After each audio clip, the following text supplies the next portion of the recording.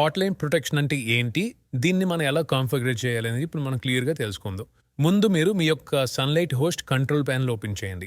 ఈ యొక్క control panel open చేయాలంటే మీకు 2 వేస్ అయితే ఉన్నాయి. ఒకటి డైరెక్ట్‌గా మీరు హోస్టింగ్ ఓపెన్ చేసి ఇక్కడ క్లయింట్ ఏరియా క్లిక్ చేసి క్లయింట్ ఏరియాలో మీరు లాగిన్ అయిన తర్వాత మీకు సర్వీసెస్ అని ఉంటుంది. మీ యొక్క సర్వీస్ ఓపెన్ చేసి మీ యొక్క ప్లాన్ సెలెక్ట్ చేసుకొని ఇక లాగిన్ టు కంట్రోల్ ప్యానెల్ అని ఉంటుంది. దీన్ని క్లిక్ చేసి మీరు డైరెక్ట్‌గా మీ యొక్క కంట్రోల్ ప్యానెల్ సి ప్యానెల్‌లోకి మీరు లాగిన్ అవ్వచ్చు. లేదా డైరెక్ట్‌గా మీరు ఈ యొక్క సి ప్యానెల్ లింక్ మీరు ఎంటర్ చేసి cp.sunlighthouse.com ఎంటర్ చేసినా సరే మీరు లాగిన్ అవ్వచ్చు. ఇక్కడ మేనేజ్ క్లిక్ చేస్తే మీకు ఇలా కంట్రోల్ ప్యానెల్ అయితే ఓపెన్ అవుతుంది. ఇప్పుడు మీరు కిందకి స్క్రోల్ చేసి ఇక్కడ హాట్ లింక్ ప్రొడక్షన్ ఉందిగా దీన్ని క్లిక్ చేసి ఓపెన్ చేయండి.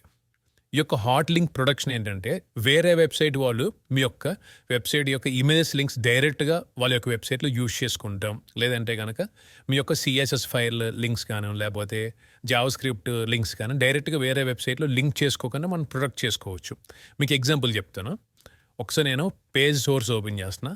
ఇక్కడ నా యొక్క వెబ్సైట్కి సంబంధించిన లింక్స్ ఉన్నాయి చూడండి. ఇది స్టైల్ సీట్ సిఎస్ఎస్ లింక్ ఇది, అలాగే జావా స్క్రిప్ట్ లింక్స్ ఇవన్నీ ఉన్నాయి కదా. ఇది క్లిక్ చేస్తే మీకు సిఎస్ఎస్ కోడ్ అయితే ఓపెన్ అవుతుంది. సో ఈ లింక్ డైరెక్ట్గా ఏం చేస్తారంటే వాళ్ళు ఈ యొక్క లింక్స్ అన్ని కాపీ చేసుకుని వాళ్ళ వెబ్సైట్లో యూజ్ చేసుకుంటారు. అంటే మన వెబ్సైట్ నుంచి వాళ్ళ వెబ్సైట్కి లోడ్ అవుతుంది, ఆ యొక్క రిసోర్సెస్ అనేవి లోడ్ అవుతుంది. అలాగే ఇమేజెస్ కూడా అంతే. వాళ్ళ యొక్క వెబ్సైట్లో యూజ్ చేసుకోకుండా మనం ప్రొడక్ట్ చేసుకోవచ్చు. ఇక్కడ హాట్ లింక్ ప్రొడక్షన్ కాదు కిందకి స్క్రోల్ చేసి ఇక్కడ ఎటువంటి ఎక్స్టెన్షన్స్ని మీరు బ్లాక్ చేయొచ్చు.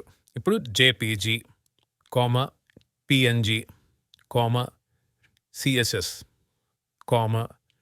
జేఎస్, పిహెచ్పి ఇలా మీరు ఎక్స్టెన్షన్స్ మీరు ఇక్కడ టైప్ చేసి పెట్టుకోవచ్చు. మీ ఇష్టం ఏదన్నా మీరు ఇక్కడ ఇంక్లూడ్ చేసుకోవచ్చు. జనరల్గా ఎక్కువగా మన యొక్క వెబ్సైట్ ఇమేజెస్ లేదంటే సిఎస్ఎస్ కోడ్ లింక్స్ ఇవి యూజ్ చేస్తూ ఉంటారు.